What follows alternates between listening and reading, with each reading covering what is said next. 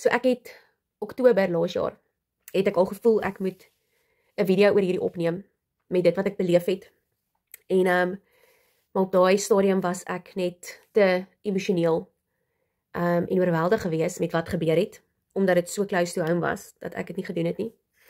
En dan raak mens besig, en 'n mens vergeet weer daarvan. En vanaand toe kry ek 'n WhatsApp, van iemand af, en toe weet ek moet nou daai videoetjie opneem. Nou verlede jaar Oktober het ek my ma gaan kuier, en my ma was by die spesialis gewees vir voet, en gewoonlik wag jy so rukkie, jy weet daar, jy weet, vir jou, voor jy jou afspraak het. En, en ek sien oorkant my, sien ek, antwoord 'n vrou haar foon, en sy is hier met haar man, jy weet, in 'n gesprek en alles, en ek kan nie hoor wat gaan aan nie, maar ek kan agterkom, daar's 'n krisis, en sy weet nie lekker hoe om hierdie krisis, jy weet, aan te spreek nie. En nou is dit nou daai ding van, jy weet, jy wil nie hê mense moet sien jy luister nie, maar jy weet, jy gee om. Ek het regtig, as ek sien mense sukkel, is dit regtig, ek probeer help. En ek hoor op 'n stadium, sy sê, ek weet nie hoe ek nou in Lynnwood gaan uitkom nie. Is al geen ander hulp nie. Jy weet, en ek hoor sy praat oor ambulans en goeders, en ek is soos, anyway, en ek gaan na my ma toe, ek leun oor aan my ma, en ek sê vir my ma, hoorie, want my ma was gou badkamer toe, en toe sy terugkom, sê ek vir haar, hoorie, kan ek ma se kar gebruik, as dit nodig is. En my ma sê, vir wat is dit? Ek weet nie nou presies wat nie, maar dit klink my, hierdie mense het 'n krisis. En my ma sê vir my, dis reg. En toe die vrou klaar op die foon gepraat is, toe gaan ek oorkant na haar toe, en ek sê toe vir hoorie, ek weet nie lekker wat is die probleem nie, maar as jy in Lynnwood moet kom, ek sal jou vat. En sy sê, nee Shame, jy weet wat van jou ma hier en alles, en ek is soos my ma se okay, jy weet, sy sit en wag, sy wag nog vir haar afspraak, en jy weet, sy sal okay wees, maar ek sal jou help. In 'n geval, langs die kort, ons klim toe in die kar, en ons, ek vat haar toe nou vir die mense wat nie Lynnwood ken nie, of Pretoria ken nie, Lynnwood is seker omtrent so halfuur se ry weg van die G-Marie Hospitaal. Maar dit was nou so of ook in verkeerdheid. En die persoon wat ek nou gevat het, ek kan nou nie name noem nie, sê toe net vir my, jy weet, sy is verskriklik dankbaar, baie dankie, en sy vertel my toe, hoekom haar man by die spesialis is, en sy vertel my toe van ons skoonsussie, want dit is waarvoor ons nou ry. En soos wat sy vertel, vir al van ons skoonsussie, voel ek net, jy weet, as jy nou 'n siek gevoel oor jou kry, van as iemand iets vir jou vertel, en dit is vir jou nog ontstellend om dit te hoor. En terwyl ek ry, is ek net so half Chrisana, jy weet, fokus. Alles gaan okay wees. En haar sussie het kanker. En wat toe nou gebeur het, is sy was badkamer toe, en toe sy by die badkamer is, toe sy daar so net ineengestort. En haar broer, het self suurstof wat hy moet beweeg en goeders, en hy is te swak om haar te help. So sy is nou daar in die badkamer. En ek begin terugflitse toe nou kry van die traumatiese goed wat ek nou beleef het met my pa. Waar ek nog nie altyd nou heeltemal okay is om mee oor te praat nie, nog nie. Maar ek sien toe hier is 'n krisis. En in 'n geval, ons ry toe, ons kom al aan, en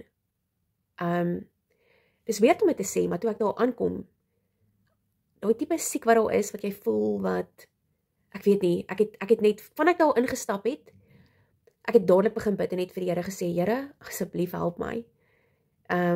Ek het ja gesê dat ek iemand sal help, maar ek weet nie regtig waar. Ek het nie regtig besef waarvoor ek myself nou inlaat nie. Hierdie voel bietjie vir my too much nou, maar ja, ek kan nie nou nie sê of iets nie. En die Here het my regtig, wat vir my so wonderlik is, die Here het vir my, ek moes 'n paar keer, moes ek vir myself sê, onthou fokus nou, fokus, jy weet, gaan in work mode in. Jy weet, hou die emosies uit. En weet jy, en ek kon gaan, en omdat die personeel van Caressa my altyd gewys het hoe om, jy weet, iemand te help en te dra en alles, jy weet, kon ek dit doen, kon ek help. Soms al letterlik dra bed toe. En omdat sy kanker het, as ek reg onthou, want as ek sê, dit was so traumaties dat ek nie eers al daai inligting ingeneem het nie. maar die kanker was tot in haar bene in gewees. So, net om haar te gevat het, was ook vir haar pynlik gewees. So, en toe sy op die bed was om haar gemaklik te kry, en om, jy weet, selfs 'n klein bietjie beweging is moeilik en seer en ongemaklik. En ek het ook vir haar gevra of kan ek vir haar bid, en ek het vir haar gebid, en hulle het die ambulans gebel. En ek het toe gesê ek sal wag tot die ambulans daar is. En sy het toe ook haar broer gaan help. En dit was vir my so 'n oorweldigende situasie daar, maar die feit dat ek daar was en weet hoe dit voel wanneer iemand vir wie jy omgee en lief is, nood het en hulp nodig het en jy het nie hande nie, jy kan dit nie alleen doen nie. Het ek dit verstaan. En toe ek huis toe ry, het ek net ewe skielik begin huil. Dit was soos, want ek moes die hele tyd alles inhou. En toe ek by die hospitaal aankom, toe, ek kan nou nie eers daai alles onthou nie, maar ek het toe vir my ma vertel wat gebeur het. Net so in kort, want ek was net te emosioneel om, jy weet, regtig alles te vertel wat gaan gebeur is. Maar my ma het intussen ook gehoor wat die situasie is, met die skoonsussie of met sy sussie nou, want haar man, wat daar was, het toe nou met my ma gesels. En as ek kyk hoeveel mooi goed het uit hierdie omstandighede gekom, die feit dat die persoon, so ek wil nie nou name noem nie, my gesê het, weet jy wat, hulle het nie geweet, jy kry nog jong mense wat net oorstap en net kom help, sonder dat jy hulle vra of wat nie. My ma se dokter, toe hy hoor wat daar in die spreekkamer gebeur het, my ma sê, hy het emosioneel geraak, want hy was soos, hy kan nie glo dat mense nog sulke goed doen nie. En, weet jy, dit is partykeer so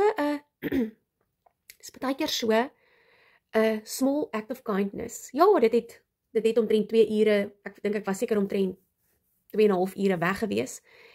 Maar wat het dit nou regtig van my gevat, om te help?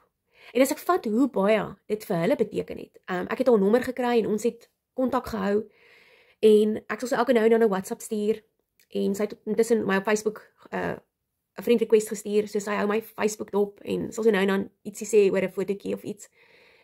En ek het eergister, toe stuur ek vir haar boodskap, net om te sê, ek dink vir jou en julle, en hoe gaan dit met jou skoonsussie, en hoe gaan dit met jou man se been en alles, en dit sy net vir my gesê, sjoe, dit gaan baie sleg met haar skoonsussie, dis letterlik nou die laaste paar dae, en net nou, toe sy vir my 'n WhatsApp gestuur, om te sê, sy wil net vir my laat weet,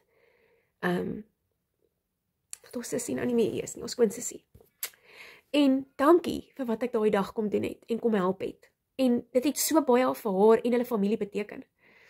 Julle, en dan dink ek by myself, ons moenie in hierdie lewe te besig wees om mense nie te hoor nie, te besig wees om te mis om iemand te help nie.